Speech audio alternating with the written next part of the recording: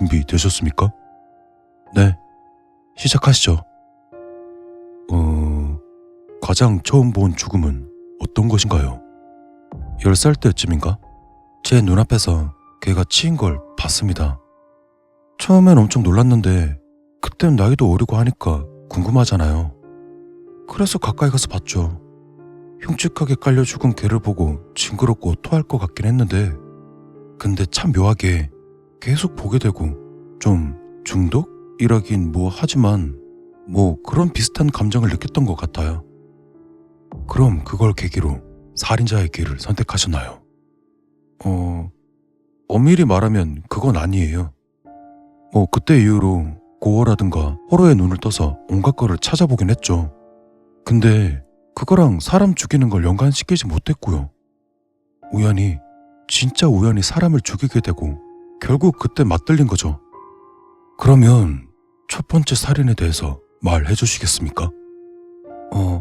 살인이라고는 했는데 사실 일부러 죽였다기보단 사고였습니다.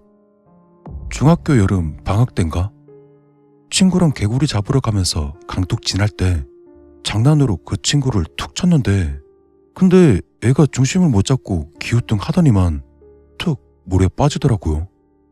근데 그때가 장마였어요.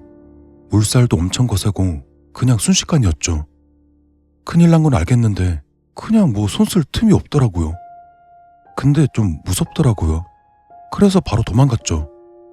친구 시체는 다다음 날인가 발견됐는데 아무도 제가 한지 모르더라고요. 친구를 죽였다는 사실이 당신에게 희열을 가져다 주었습니까? 이게 좀 달라요. 정확히 말하면 죽였다는 것 자체는 저도 좀 무섭고 슬프고 그랬거든요. 이 사람들은 아무도 진실을 모르는구나. 진짜 사실은 나밖에 모르는구나. 이 아줌마는 내가 아들 죽인 범인이란 것도 모르고 인사를 받아주네. 그리고 우리 아빠는 내가 사람 죽인지도 모르고 아이고 착한 우리 아들 이러고 계시네. 이게 참 웃기지 않아요? 전 그게 좋았어요. 네, 알겠습니다. 그럼 그 후로 어떻게 사람을 죽였나요? 제가 직접 죽이는 경우는 진짜 드물었고 상대의 마음을 살짝 가지고 놀았죠. 그 상황을 조종한다고 해야 될까? 그런 거 있잖아요. 좀 소심하고 묻어올리는 찐따랑 그런 애들 괴롭히는 양아치들. 그 상황을 교묘하게 이용해요. 저인 거 티 안 나게 슬슬 이간질하는 거죠. 그 양아치 놈들이 어떻게 괴롭히나 잘 보고 있다가 내가 그 괴롭힘 당한 찐따인 것처럼 쪽지를 써서 선생님한테 보내요. 여기서 중요한 게 똑똑하고 젊은 선생 말고 마음만 앞서는 개꼰대 같은 선생들 있잖아요. 그런 선생한테 주면 진짜 대참사나거든요. 갑자기 막 선생이 들어와서 야, 너랑 너 나와. 너네가 김찐따 괴롭혔지? 선생은 다 알아. 막 이지랄 떨면서 빠따 겁나 치거든요. 그럼 그게 해결되나? 자살하고 싶어질 때까지 복수하겠지. 안 그래요?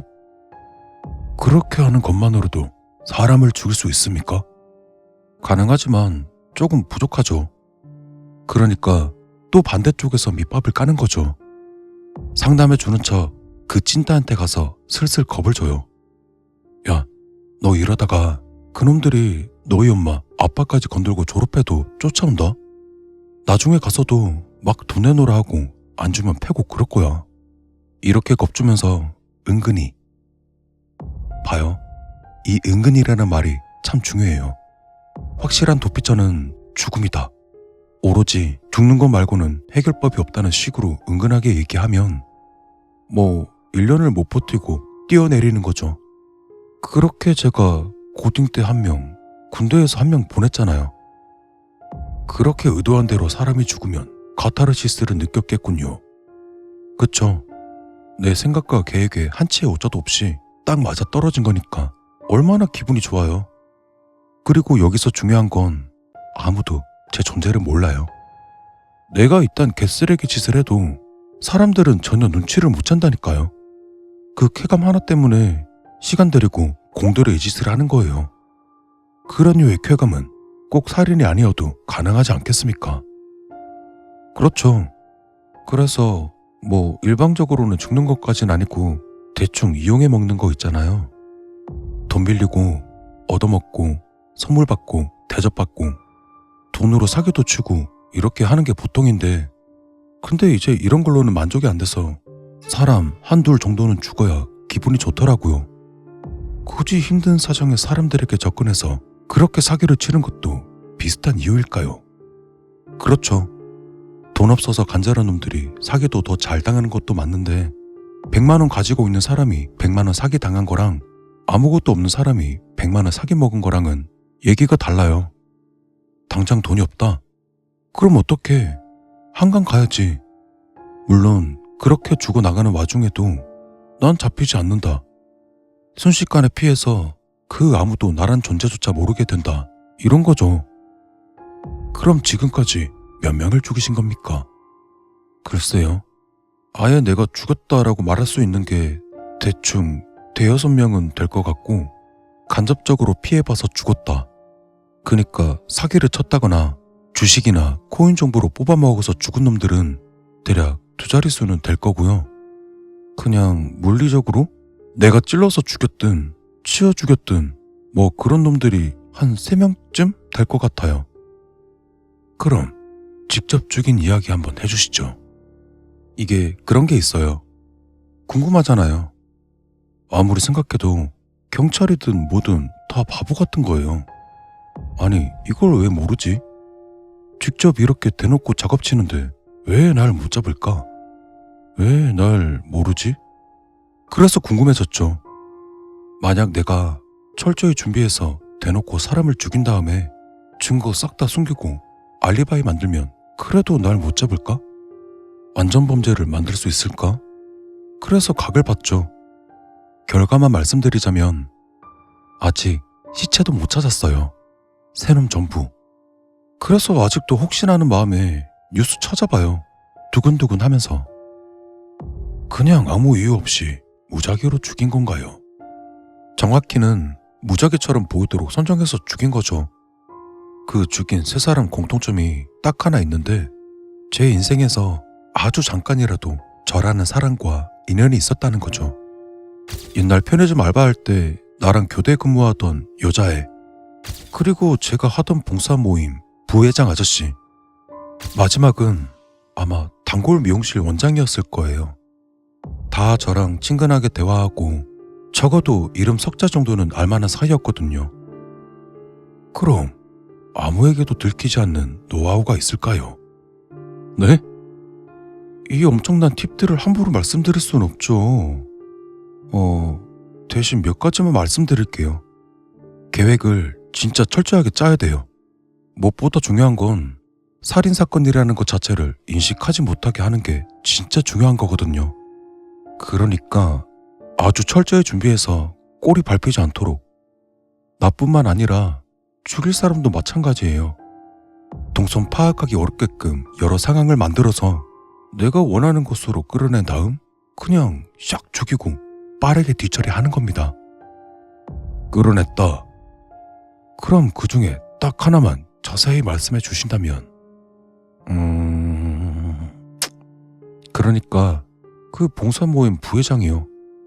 그 사람 취미가 캠핑이란 말이에요. 그럼 이렇게 슬슬 바람을 넣을 수 있잖아요. 사람 없는 곳에서 전자기기도 다 빼고 완전한 자연인 상태로 캠핑하면 진짜 정서적으로 큰 배움을 얻는다. 그 인간 성향이 이런 정신수양에 환장하니까 어떻게 하겠어요?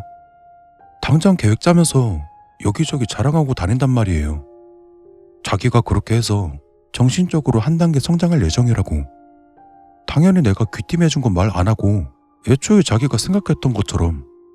그럼 들려오는 얘기 잘 캐치했다가 언제 어디로 가는지 알아내서 타이밍 맞게 찾아가면? 샤, 당연히 알리바이 준비도 철저히 해서 동선 짜는 게 중요하죠. 그렇군요. 그럼 앞으로도 들키지 않을까요? 안 들키겠죠. 그게 좀 시시하다고 생각할 수도 있는데 오히려 조금이라도 들키거나 해서 제가 용의자가 되면 솔직히 자존심도 상하고 뭔가 오점이 생기는 것 같아서 싫겠네요. 그래서 방심 안 하고 더 철저히 준비하려고요. 그럼 이후로도 사람을 죽이실 계획이시란 거군요. 그런 셈이죠. 이제 와서 굳이 사람 죽일 이유가 없는 건 맞지만 뭐 취미생활이란 게 딱히 이유가 있어서 하는 건 아니잖아요. 재미로 하는 거지. 근데 눈치는 잘 봐야겠지만 다시는 안 해야지 라는 생각은 전혀 안 들어요. 그럼 마지막으로 어떤 사람이 되고 싶은지 여쭙겠습니다. 왜 보면은 모두가 다 아는 그런 유명한 살인범이 되고 싶진 않습니다. 아무도 모르는? 그러니까 오직 나만 진실을 알고 나 하나만 범인을 아는? 그런 음지의 사람이 되는 게 저의 궁극적인 목표입니다. 그리고 지금까지는 아주 성공적이고요. 그렇다면 이 인터뷰를 준비하신 이유는 무엇인가요? 뭐 솔직히 그렇잖아요. 아무도 모르는 게 좋지만 가끔은 막 내가 와 쩐다, 내가 생각해도 감탄스럽다 이런 생각이 들 때는 그냥 누구한테 자랑하고 싶잖아요. 그러니까 이렇게 거울이라도 보면서 자문자답 인터뷰하는 거죠. 그럼 남들은 미쳤다고 하지 않을까요? 미쳤다고 하겠죠. 세수하다 말고 뜬금없이 거울 앞에서 1인 2역 연기 노래하고 자빠진 거 보면 내가 봐도 미친놈 같으니까. 근데 뭐 어때요? 어차피 아무도 모르는데. 내가 사람 죽이고 다니는 것처럼 오로지 나만 보고 나만 아는데 안 그래요? 그렇군요. 와, 오늘도 멋진 말씀 감사합니다. 에이, 감사는요 무슨. 다음에 또 자랑할 게 생기면 연락 주세요. 인터뷰 해드릴게.